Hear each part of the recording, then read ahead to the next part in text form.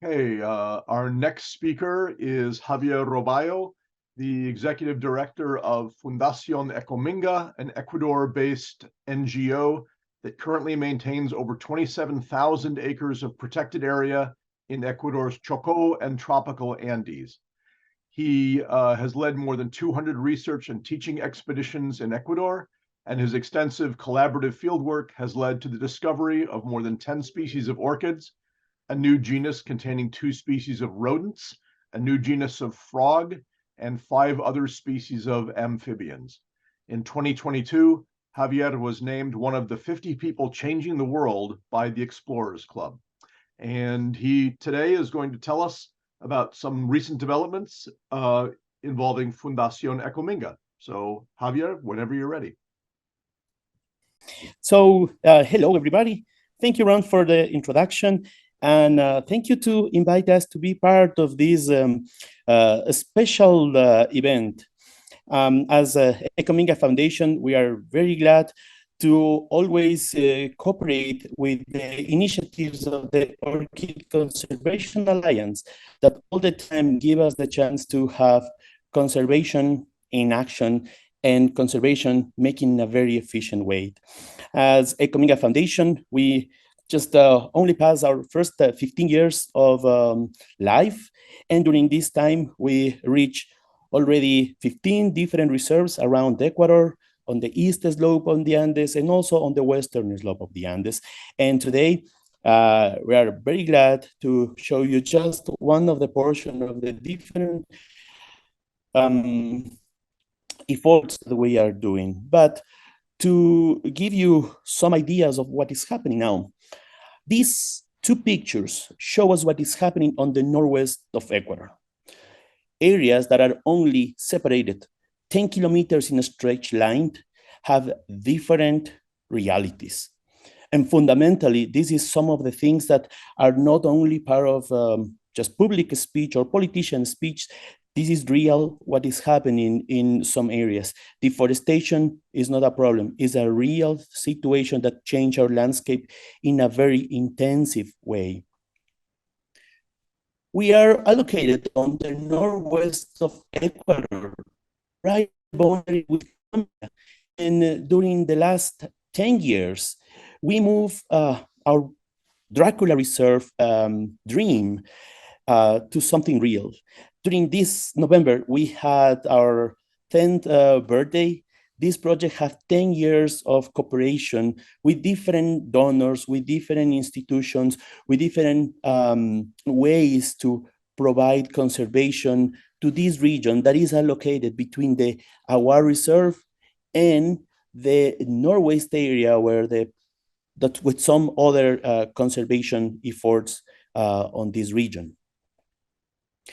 This is Dracula Reserve, and this is the Golondrinas protected area, and this is what do we have on the area. 4 portions of land. 4 portions of land that give us an idea what is now under protection. But this frame, I need to return to this previous thing.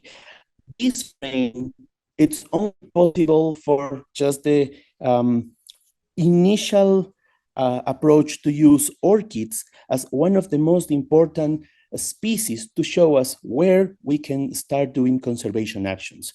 Our Dracula Reserve, it's first one mechanism to protect biodiversity. We use orchids, actually the Dracula genus, to guide us where and how we can start protecting different species.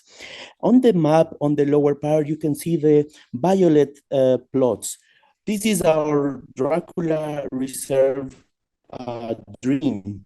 We are protecting areas from the very low elevation on the boundary with Colombia at almost 800 meters until some areas that are now up to 2,400 meters.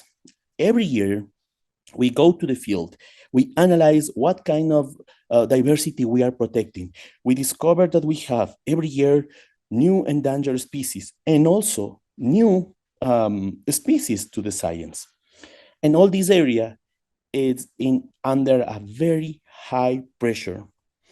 First, if you notice this area so close to Colombia have a lot of social problems, economical problems, political problems that make us to feel in a very sensitive situation. The local political situation is also a layer of a huge amount of problems between the big activities that want to be placed on the area as the minery development. So deforestation, of course, is a problem. Climate change is a huge problem and concern for us. And locally, every day, we suffer this extension of the social problems to the economical problems, and minery pressure put all the northwest of Ecuador in a very high risk. 18% of the northwest of Ecuador is under concessions of mining.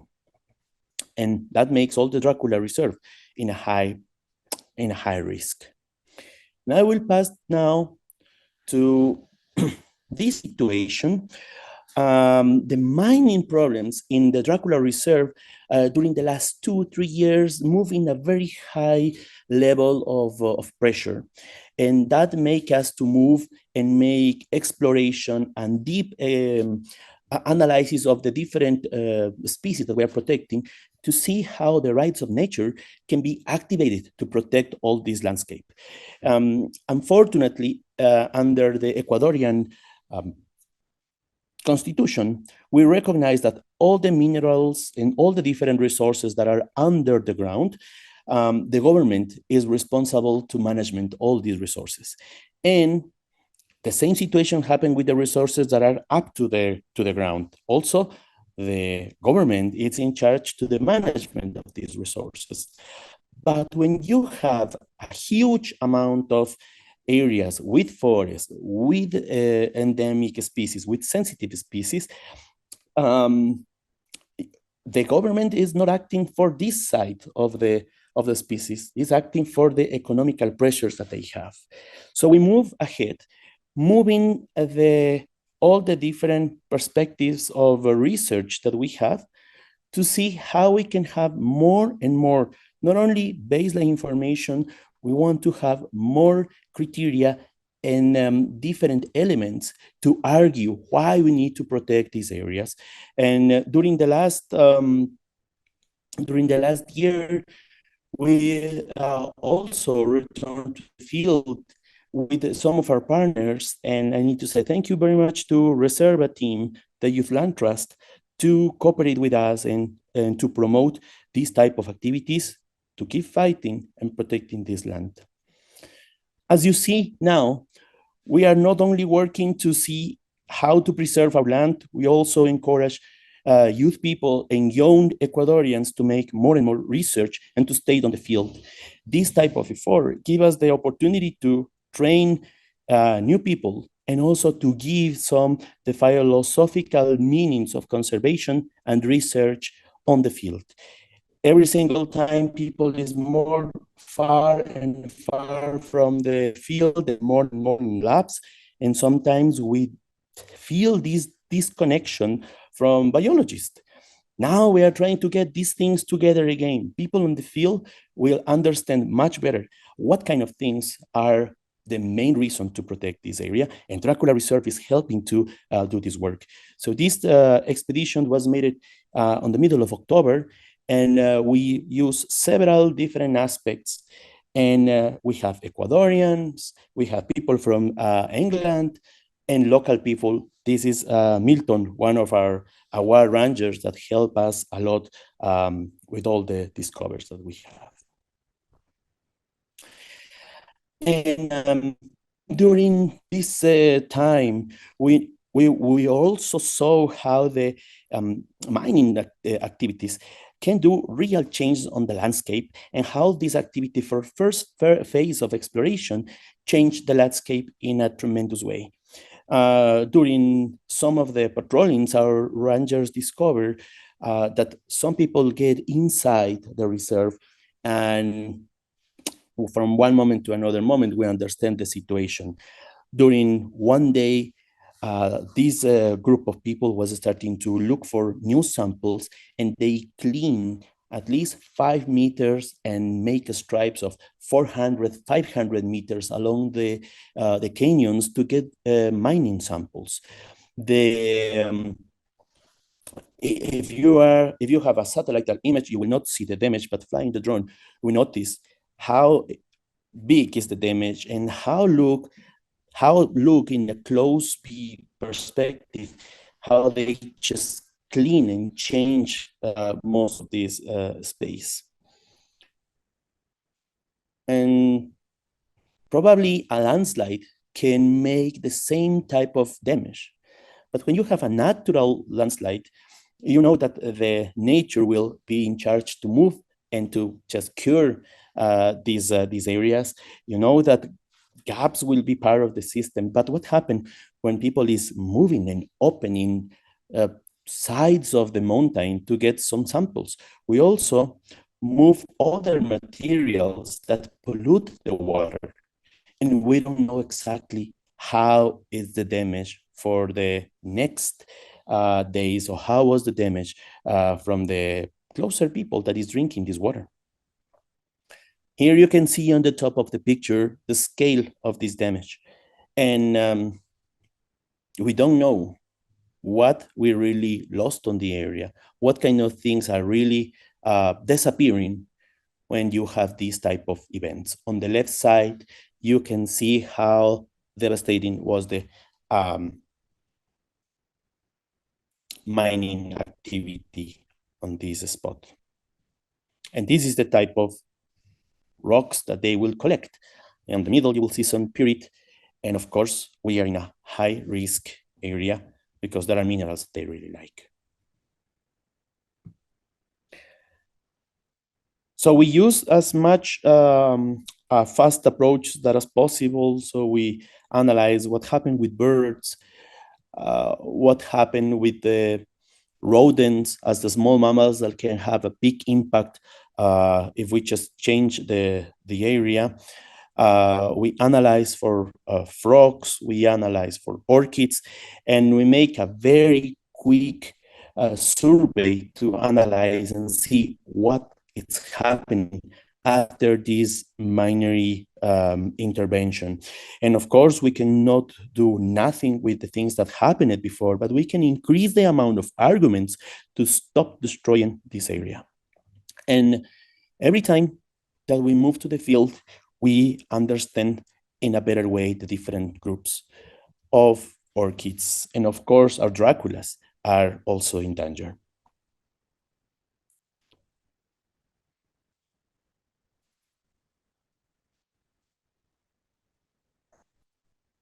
We also survey other groups as moths in this case to see and analyze what kind of things we also can use for the future.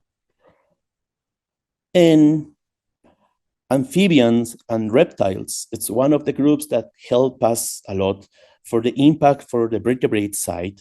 And look at these faces, they're like very nice eyes and expressions that also help us to move more and more people. And the previous frogs and this Sicilian, that also it's an amphibian, are new records. There are new species for the science. There are new things that nobody else was watching. You can see the teeth of this amphibian. It's a crazy animal. All these frogs are new things for science. And we discovered also some species that are considered as a critically endangered species that are reproducing here. And this is another guy that helped us. It's another endangered species of frog. So what is happening now? During the last 6 months, thank you to the, I'm gonna go back to the map, I'm sorry.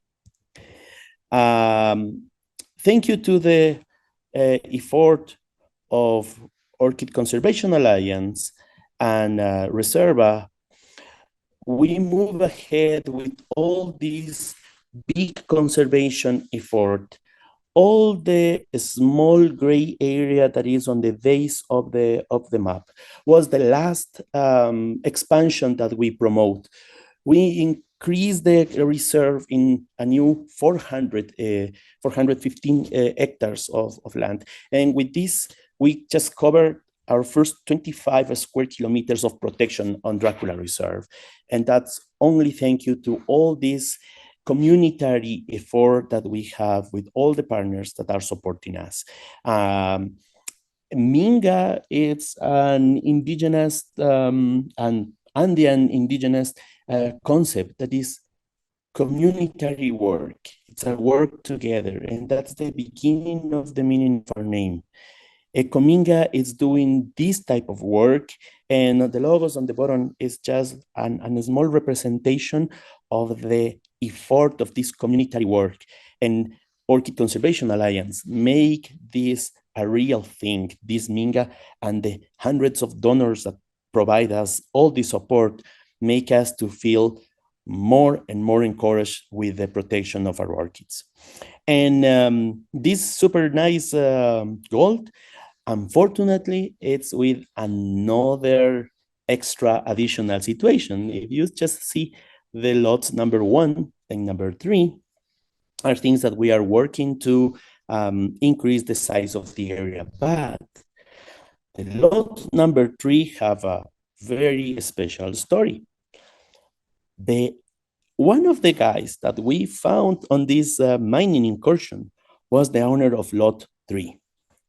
This person was guiding the mining engineers to take the samples. And this person was making previously a negotiation with me to sell us the lot number 3.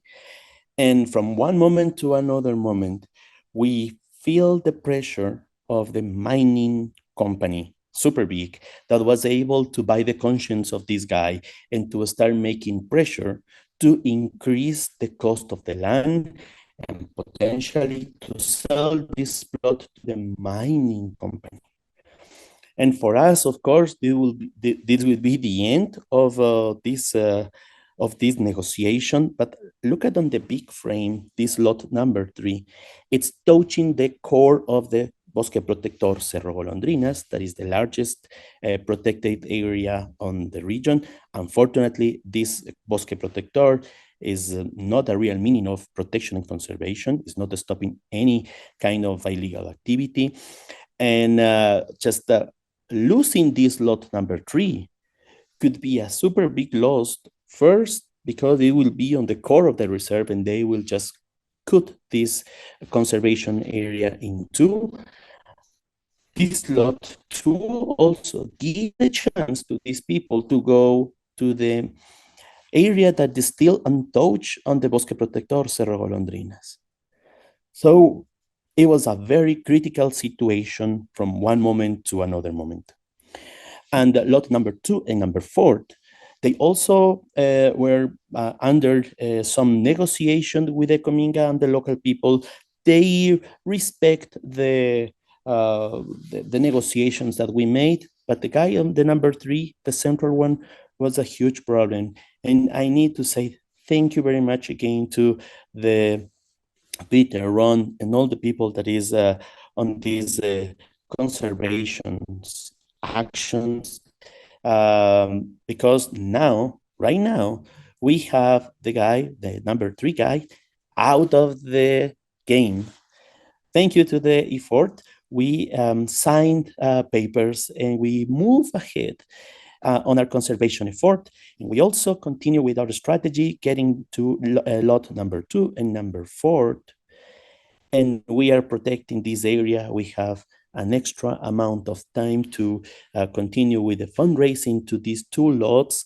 And the most impressive thing is now with this area, we will increase the elevation range until 2,500 meters. And as soon we analyze this area, we notice that we are protecting a huge amount of new species and new Draculas to our effort. We discovered the first, after 10 years of search, we discovered our first population of Dracula levy in wild. And that was a big addition to the meaning of Dracula Reserve. And this is our current work. And from the other type of greens that you will see, the lot number 5, the green on the right side of the screen, these are things to the future, because now that we are in this 25 kilometers area, we are dreaming in more. We want to enlarge Dracula Reserve to duplicate the size. And that's also thank you to the compromise to other people that is helping Dracula Reserve. And we need to say thank you, the very Dracula Reserve Ecuador, our people from Basel, that during the last week, they make us a big compromise to keep helping on the expansion of Dracula Reserve. And this is the current situation. We are very glad to show you these things. We have a lot of problems, and every single day we will have more problems. But also we have these people that will be the next generation to be in charge of the protection. And on the middle, close to me, is Marco Monteros. He is now the executive director of EcoMinga Foundation. He's an Ecuadorian, 29 years old, and he has an intense training to understand how to lead these conservation actions. He loved the orchids, and he is in the process to just publish some new species from the different reserves that we have. And all this effort is thank you to the people that is in just giving us a very good example how to do conservation and how to do science. And that's Lou Jost, who is our main part of the heart. So that's how can I show you. And if you have some questions, I will be very glad to answer some of those. Thank you very much, Javier. I really appreciate that talk. It was a lot of great information. Again, for people who have questions for Javier, please type them into the chat, and I'll be happy to pass those along. I guess, Javier, one question I have. So if you go back to the map for a second, property 3, I think, has now been completely purchased, which is wonderful news. Can you tell us a little bit about the status of property 2 and property 4, and how much money is needed to complete those purchases, and what's the time frame for doing that? Yeah, well, property number 2 and property number 4, we give a first payment in advance as you help us. We pay $10,000 to lot number 2, $10,000 to lot number 4. And we need to complete these 2 land purchases, another $62,000. 136 hectares is the area that we will increase. And we negotiate a little bit, then we will have a frame of time between 4 to 6 months more. That is an important reduction on the pressure that we had. We originally only had like 3 months more to buy this land, but with some of the money on hand, people was less complicated. So we made a very good advance with this first payment. That's fantastic. Thank you. I'm just sort of thinking about what the future is. For those 2 properties, can you also say a little bit maybe about lot 1? Is that still something that needs to be purchased? Yeah, lot number 1, first is it's the last part of the Dracula Reserve on this region. Below lot 1, we don't have more forest, and we have an initial payment of $62,000. We are like on the middle of the way to pay the $120,000 that we need to cover this. We hope from just February, we can look for other sources of money to cover these land purchases. Great. And we have some of the money on the way. But the next big aim is the lot number 5, La Esperanza lot. This is our current dream, 815 hectares of mostly pristine forest. It's the top of the mountains on this area. It's so unexpected to have these mountains so close and surrounded by people and from mining pressures, but this is still one of the most impressive and untouched areas. We have a negotiation with the local people. Price it's reasonable. It's under the value that we already pay. It's around like $600 per hectare, and that gives us a big expectation. But it's a big lot, so we will expect to have some work during the next months. Is that a single landowner, or is that multiple landowners? It's one association, the owner of this lot, and the association is made by, it's an agriculture association building by 20 people, and they are the owners of the title. So I have the negotiation made it. I have the people with the first very reasonable negotiation. It was very, very nice. I just meet with all the people in a big classroom from one of the old schools, and I negotiate with the 20 people at the same time. And we finally, after 2 hours, we have a good agreement. And now I need to just keep working to keep all the people in contact and all the people on the same page. Oh, great. Thank you. Couple of questions. Sebastian asks whether you have plans to develop science or nature-oriented tourism activities in the reserve, and if so, how are you pursuing this? Well, definitely the scientific work is one of the most important things that we are doing. During the last month, we have three groups. The expedition with Reserva. Second, we had a nice visit of all of a big group of Swiss people from Basel. We celebrate our 10 years. So they came to stay with us. We spent 2 weeks on Dracula Reserve. And last week, we made a botany course that Dr. Heinz Schneider, who was one of the main heads of all the Dracula project, is a co-founder of the project. And he was the teacher of botany on Basel University. He is the president of the herbarium director of Basel University, and also the head of the Basel Botanical Garden. He came to give one course of botany, and first time in Spanish, first times with the Ecuadorians, and we had 16 people on Dracula House, that is our place, in a botany course, and it was going in a very good way. So next steps are to continue working with more things related with conservation, things related with botany. We are now designing one course to climbing trees, one course to do dendrology. And during the last week, we discovered 3 or 4 new records of new species of trees that was recently described from Colombia. One new species of gigantic solanum.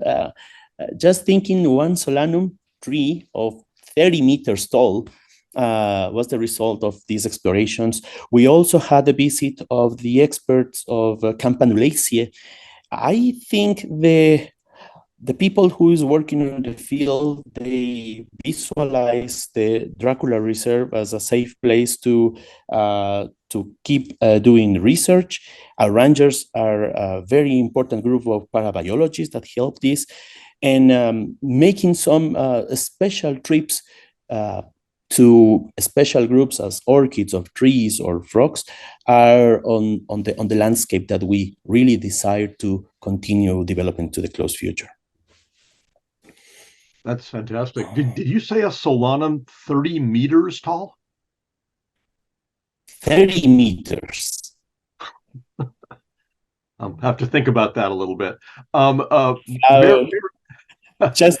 Just open your hand, run, and the flower is like the size of your hand. Oh my gosh, that's amazing. Mary asks, and you've talked about this a little bit, maybe you could tell us a little more. How do you involve local communities in your conservation efforts? Nothing we can do without the support of local people.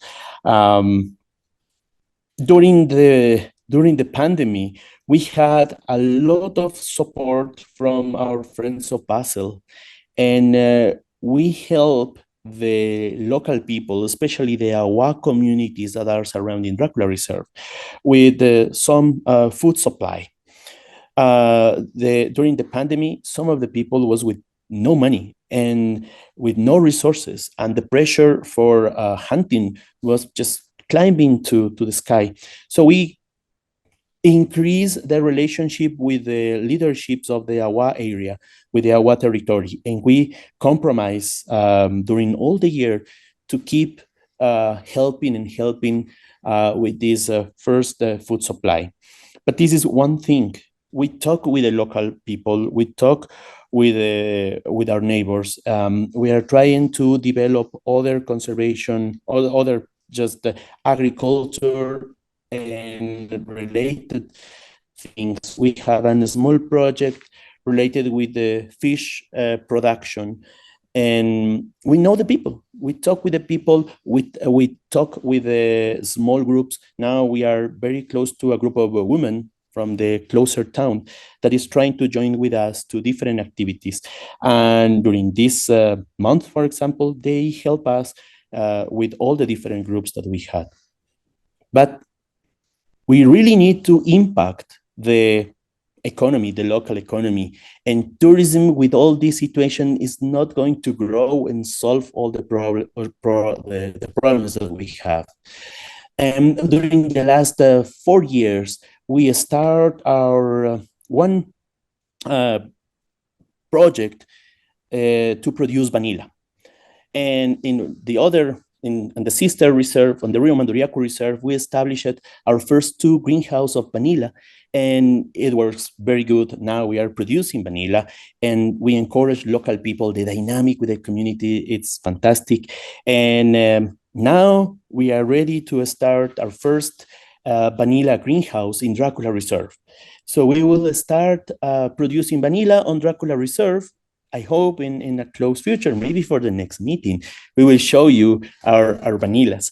And this is a labor that involves women. 100% of the work on our first greenhouse was made from women and our rangers.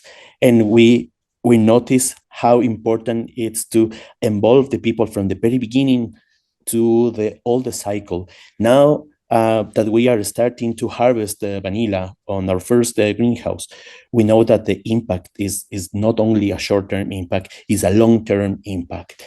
The people that is working with our vanilla project is not only with a stable work, it's also with open their eyes to new opportunities. Both of the women that are working on the vanilla project, they start studies, they are on the school, they are helping their own families, so we can make big changes with the special things. So Ron, we will have our Dracula reserve with also a good smell as vanilla. That sounds terrific. Following up on that just a little bit, what has the response been in the local community to the establishment of the vanilla programs?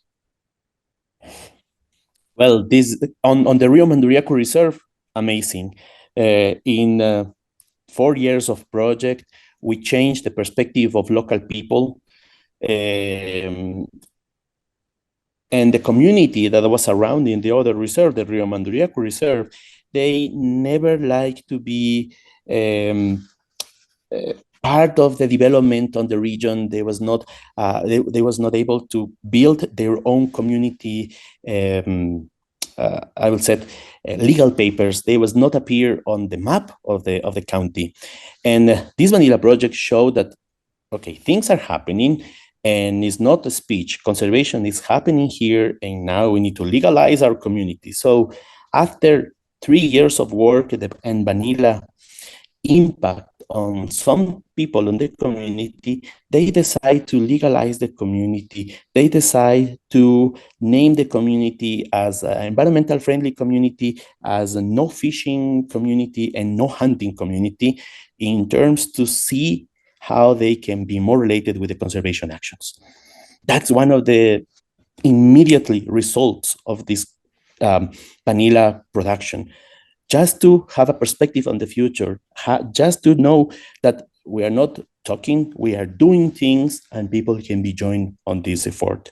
So from Dracula, my expectation is to have the same quality of response from the people. That's fantastic. Thank you very much. That explanation is very helpful. I think that's it for the questions. But for anybody who has interest, we'll post on our website. We will have contact information after once the videos for this are all posted. We will also have contact information for Javier and for the other speakers. And if you have questions or you'd like to get involved, we encourage you to reach out directly to Javier and to the other speakers who are yet to come. So with that, Javier, again, thank you very much for a very interesting presentation. We have in our schedule another 5-minute break built in to give people a chance to do what they need to do. And we'll come back in about 5 minutes with our next speaker. So thank you very much. Thank you, Ron, and thank you everybody to the time.